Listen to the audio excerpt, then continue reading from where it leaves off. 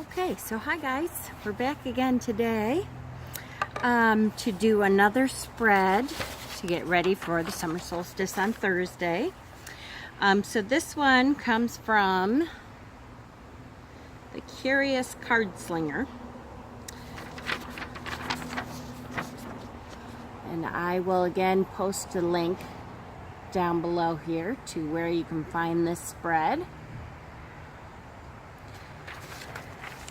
So it's so nice out here. It's just gorgeous. So I did want to say, I'm pretty sure I showed off my Druidcraft deck yesterday, and I decided to trim it and edge it yesterday, and it turned out really well. Is the trimming job perfect? Probably not. It's probably not exactly perfect all the way around.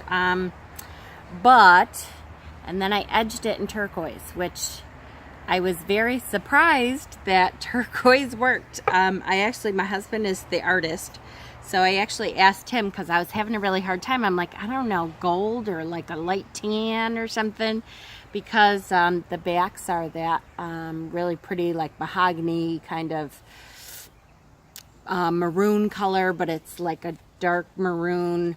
Well, I'm telling ya, he told me to do it in turquoise, and I kept going, turquoise, really? But I think that they turned out beautifully. I mean, it looks great in that turquoise color, and I'm really happy with it. So, yay. I love it. So I'm going to be using my newly trimmed Druidcraft deck, and then I'm also using, I think I'm going to do one tarot and then one oracle. So for the oracle deck that I'm using, I'm going to be using my Celtic Tree oracle.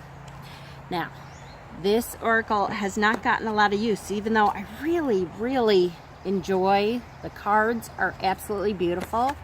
And I think it was on Instagram maybe when I was looking up the Druidcraft deck that I saw someone had used this deck along with the Druidcraft deck, and I thought, yes, it's like they were made for each other. This deck is gorgeous and has some gorgeous images in it, and it seems to go very well with the Druidcraft. So I will have to read from the book, which is why I brought the book out with me too. But I think that it's going to be a really good deck together. They just have, the images are absolutely beautiful. And so I'm really happy with it. So, without further ado, we have 8 questions for this summer solstice spread. The first is on the very top here, and this is, how am I shining my light right now? So how am I shining my light right now? We're going to start with the Druidcraft deck. And see what we get.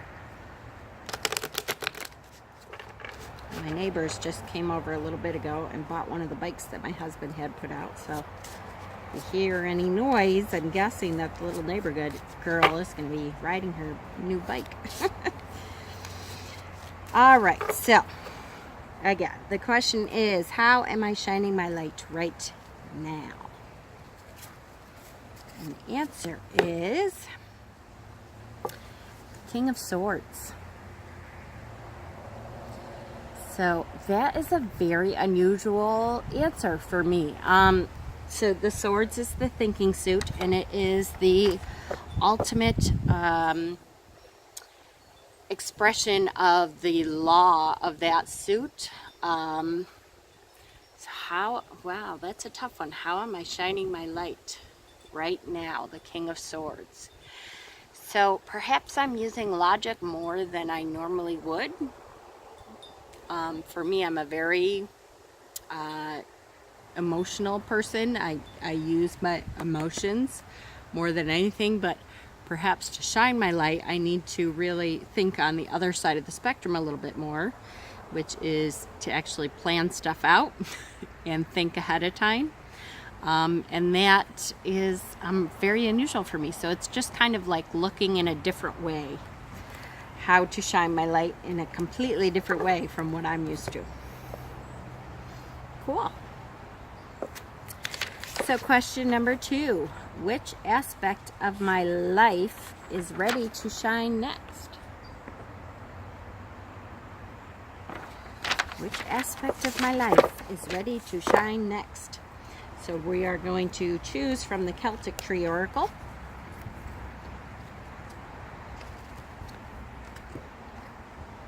And this is Mewin Vine. Mewin Vine. That's beautiful. Let me, again, that's why I brought the book out, because I don't have any idea with these. I have not done these hardly at all, but I really felt like they needed to be used with the Druidcraft. So the question is, which aspect of my life is ready to shine next? And the answer is, keywords are bringing things to fruition, abundance, harvest, community, prophecy, psychic, enjoyment, celebration, laughter, abundance, summer, intoxication, ecstasy. Mewin Vine, however you pronounce that, initiates in the 10th lunation and the celebration of Lammas or Lunasa, also known as the Day of the Bread, which honors the first fruits of the harvest. When you get Vine in a reading, you are promised abundance and fulfillment. Your harvest, what you have worked so hard, you harvest what you have worked so hard to create. You can expect results and tangible manifestation. So that's what aspect is ready to shine next. Sounds good to me. Bring on the abundance and the harvest. So number 3, which aspect has the most potential for growth?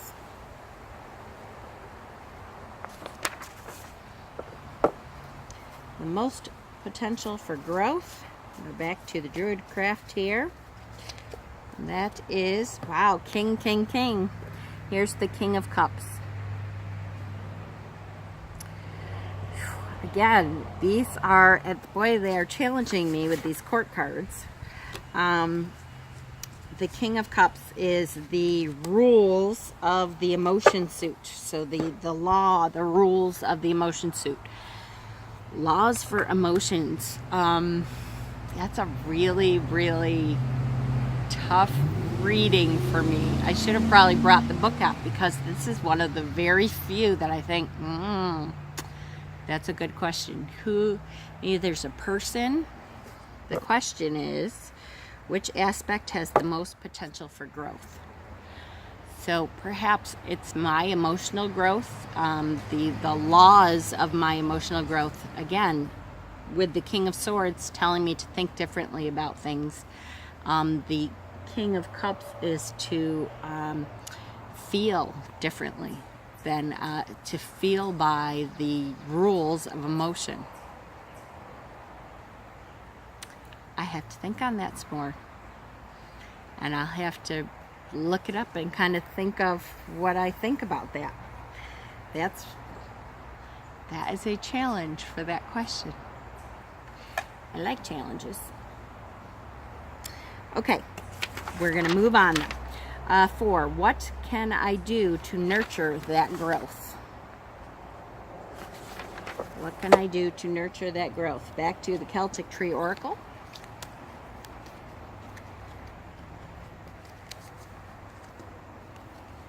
And this is the oak, the deer oak.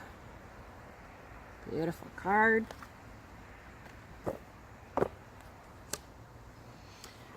Which is number 7.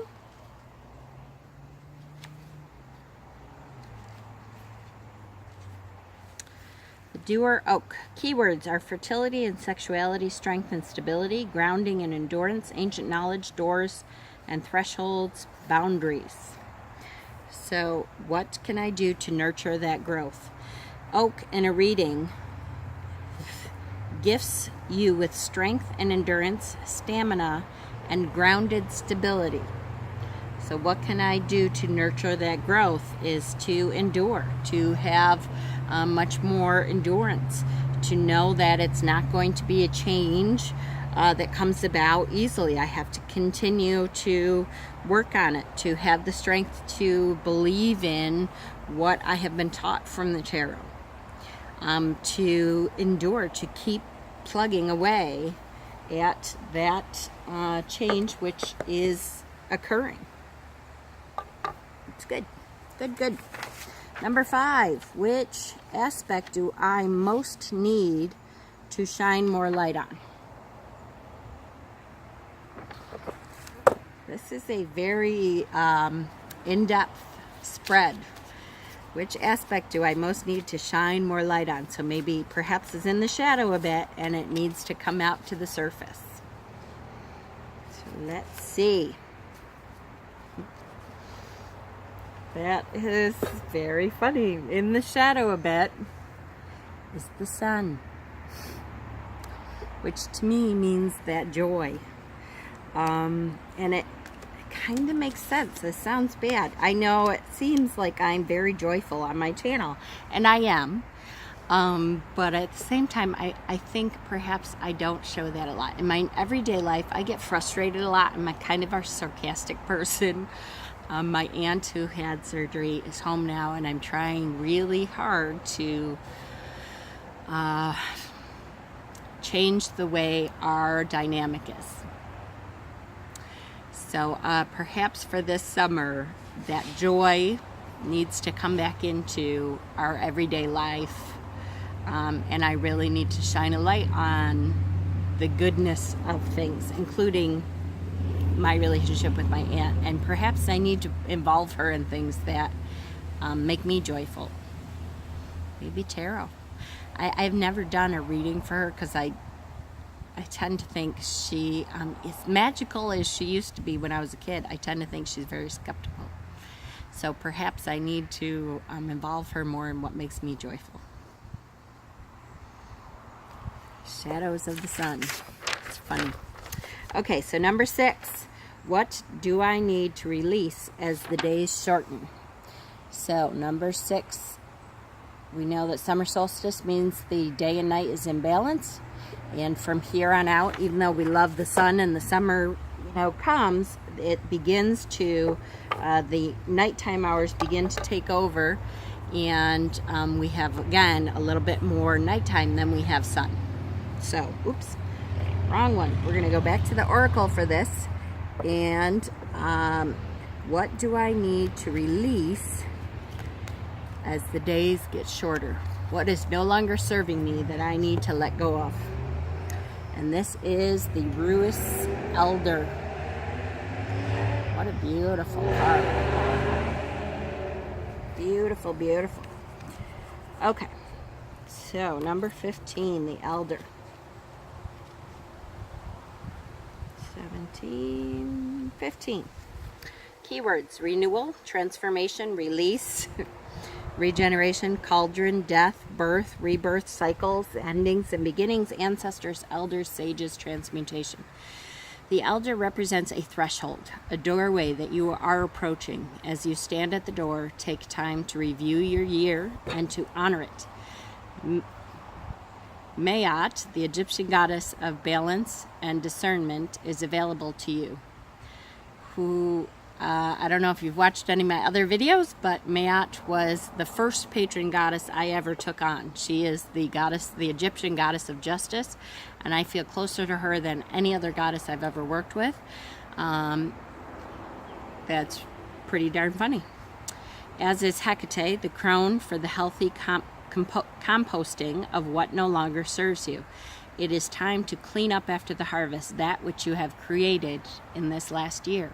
Let go of that which is no longer relevant, but save the seeds of new hopes and new potentials that you will care for over the winter. So the question is, what do I need to release? And the answer is, I need to release. So perhaps I have released most of what I need to release. And so it's funny, I do tend to, in a cyclical way, get stuck in what's not serving me that I need to get rid of. And I revisit the shadow stuff a lot, partly because I really enjoy the purge. It sounds funny, but I really like to get rid of that which isn't doing stuff for me. So, but perhaps the release itself is what I need to let go of. I've let go of a lot. I have grown a lot, and now I need to maybe step back and go, you know what? Okay, this is the foundation. This is the base to build on. Stop letting go of stuff and just build on what we've got. I love it. This spread is great. I am loving it. Number 7, how can I overcome any internal resistance? How can I overcome any internal resistance? So back to the Druid Craft. This card right here. The Moon. We have the Sun and the Moon and 2 kings in this reading. This is a very deep internal reading. I have really kind of treated these summer solstice spreads as fun, happy, outgoing, upbeat kind of spreads. This one is really deep. The Moon. So how can I overcome any internal resistance? And the way to overcome the internal resistance is the shadow part. Again, I have worked a lot on shadow side, on what to release, on how to release it, how to overcome the resistance that I have. Is just to give in, to kind of stop looking for the shadows. To overcome this, it's to do stuff that I don't normally do, which is build on the foundation which is there. The shadow sides that are there perhaps need to stay there and go from here. Deep, deep spread. One more card. This is great. How can I be a source of light to others? How can I be a source of light to others? And here we go, once again, back to the Celtic Tree Oracle to find out how to be a source of light to others. And we are going with the Ash. Again, beautiful, beautiful card. How can I be a source of light to others? What does the Ash tell us?